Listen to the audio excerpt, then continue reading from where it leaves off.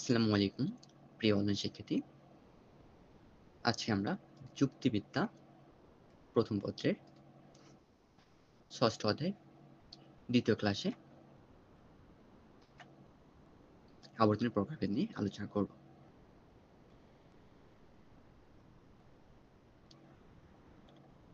তা আমরা জানি আবর্তনকে ২ ভাগে ভাগ করা যায়। যথা ক সরল আবর্তন, খ অসরল আবর্তন।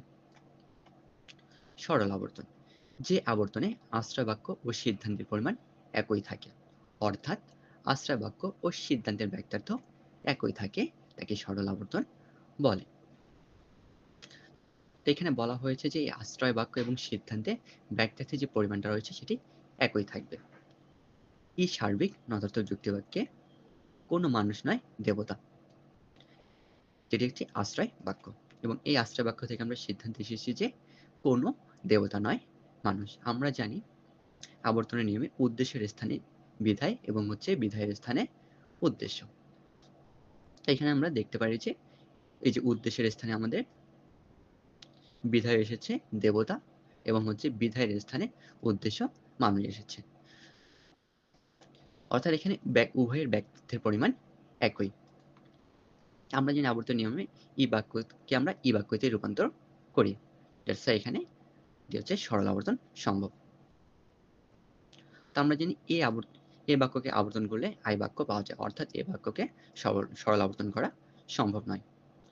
এবং আই বাক্যকে আবর্তন করলে আই বাক্যে পাওয়া যায়, অর্থাৎ এখানে বিশেষ থেকে বিশেষই আমরা পেয়ে থাকি, অর্থাৎ এখানে সরল আবর্তন সম্ভব। এছাড়া আমরা জানি ও বাক্যে আবর্তন করা পসিবল নয় বা সম্ভব নয়। এরপর আসি আমরা অসরল আবর্তন।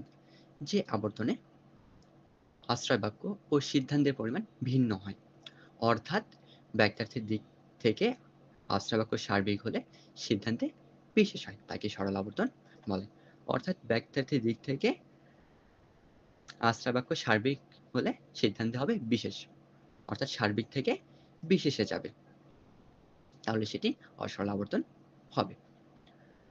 তো যেমন সকল মানুষ হয় মরণশীল, এটা হচ্ছে সার্বিক সদর্থক যুক্তি বাক্য, যেখান থেকে আমরা সিদ্ধান্তে এসেছি যে কিছু মরণশীল জীব হয় মানুষ, যেটা হচ্ছে আই বিশেষ সদর্থক যুক্তিবাক্য।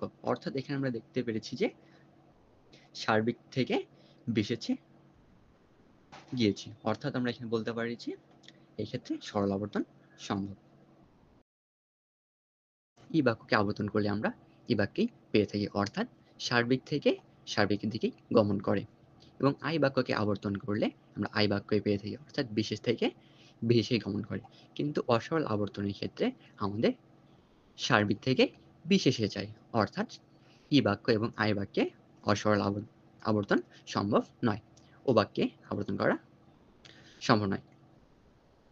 এরপর আসি আমরা এ বাক্যে সরল আবর্তন।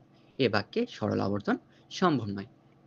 সরল আবর্তনে আশ্রয় বাক্য ও সিদ্ধান্তের পরিমাণ একই থাকে, অর্থাৎ আশ্রয় বাক্য সার্বিক হলে সিদ্ধান্ত সার্বিক হয়, আবার আশ্রয় বাক্য বিশেষ হলে সিদ্ধান্ত বিশেষ হয়। সরল আবর্তন অনুযায়ী এ বাক্যে সরল আবর্তন করলে এ বাক্যে অব্যাপ্য পদটি সিদ্ধান্তে এসে ব্যাপ্য হয়ে যায়, অর্থাৎ যা আবর্তনে চৌথ নিয়ম বিরোধী।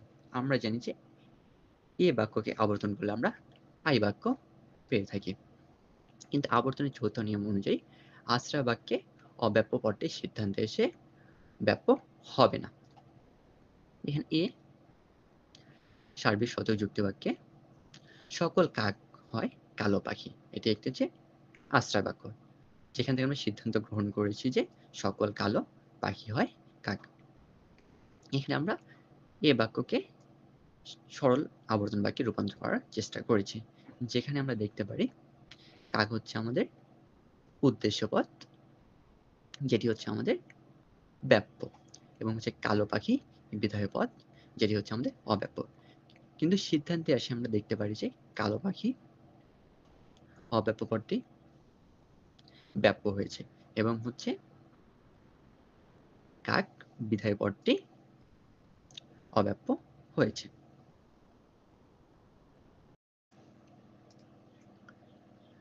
উপরের উদাহরণ থেকে দেখা যায় যে আশ্রা বাক্যে বিধায় পদটি কালো পাখি অব্যাপ্য থেকে সিদ্ধান্তে এসে ব্যাপ্য হয়েছে। কিন্তু আমরা জানি আবর্তনের চতুর্থ নিয়ম অনুযায়ী অব্যাপ্য পদটি সিদ্ধান্তে এসে ব্যাপ্য হয় না, অর্থাৎ অব্যাপ্য থাকে। উপরে আমরা দেখতে পাই যে কালো পাখি অব্যাপ্য পদটি সিদ্ধান্তে এসে ব্যাপ্য হয়েছে, অর্থাৎ এই ক্ষেত্রে এ বাক্যের সরল আবর্তন সম্ভব নয়। ও বাক্যের আবর্তন, এখানে আমরা ও বাক্যের আবর্তন করার চেষ্টা করেছি। কিছু ফুল নয় কাঁটাযুক্ত, যে সিদ্ধান্তে এসে হয়েছে কিছু কাঁটাযুক্ত উদ্ভিদ নয় ফুল, অর্থাৎ এখানে আমরা উদ্দেশ্যের স্থানে বিধায় নিয়ে এসেছি এবং বিধায়ের স্থানে উদ্দেশ্য নিয়ে এসেছি। যদি এই ও বাক্যকে আমরা আবর্তন করতে চাই, তাহলে একটি নতার্থক যুক্তিবাক্য আমাদের নিয়ে আসতে হবে। যেহেতু ও বাক্য হচ্ছে বিশেষ নতার্থক যুক্তিবাক্য, দ্যাটস আমরা বিশেষ থেকে কখনো সার্বিকে যেতে পারবো না। ও বাক্যে আবর্তন করা যায় না। ও বাক্যে আবর্তন করা যায় না, কারণ এটি একটি বিশেষ নতার্থক যুক্তিবাক্য। আমরা জানি ব্যাপ্যতার নিয়ম অনুসারে ও বাক্যের উদ্দেশ্য পদটি অব্যাপ্য এবং বিধায় পদটি ব্যাপ্য। কিন্তু ও বাক্যে আবর্তন করলে আশ্রা বাক্যে উদ্দেশ্য পদটি অব্যাপ্য এবং বিধায় পদটি ব্যাপ্য পেয়ে থাকি, যা আমরা সিদ্ধান্তে এসে বাক্যের উদ্দেশ্য পদ ব্যাপ্য হয়ে যায় এবং বিধায় পদটি অব্যাপ্য হয়ে যায়। কিন্তু আমরা জানি আবর্তনের চৌথ নিয়ম অনুযায়ী আশ্রা বাক্যে অব্যাপ্য পদটি সিদ্ধান্তে এসে ব্যাপ্য হয় না। উপরে আমরা উদাহরণে দেখতে পারি যে কিছু ফুল নয় কাঁটাযুক্ত। এখানে যে ফুল ফুল হচ্ছে অব্যাপ্য পদ, যেটি হচ্ছে সিদ্ধান্তে এসে ব্যাপ্য হয়েছে। দ্যাটস ওয়াই ও বাক্যে আবর্তন করা যায় না। আজকের ক্লাসটি আমাদের এই পর্যন্ত। ক্লাসটি ভালো লাগলে লাইক, কমেন্ট, শেয়ার করবেন। ধন্যবাদ সবাইকে।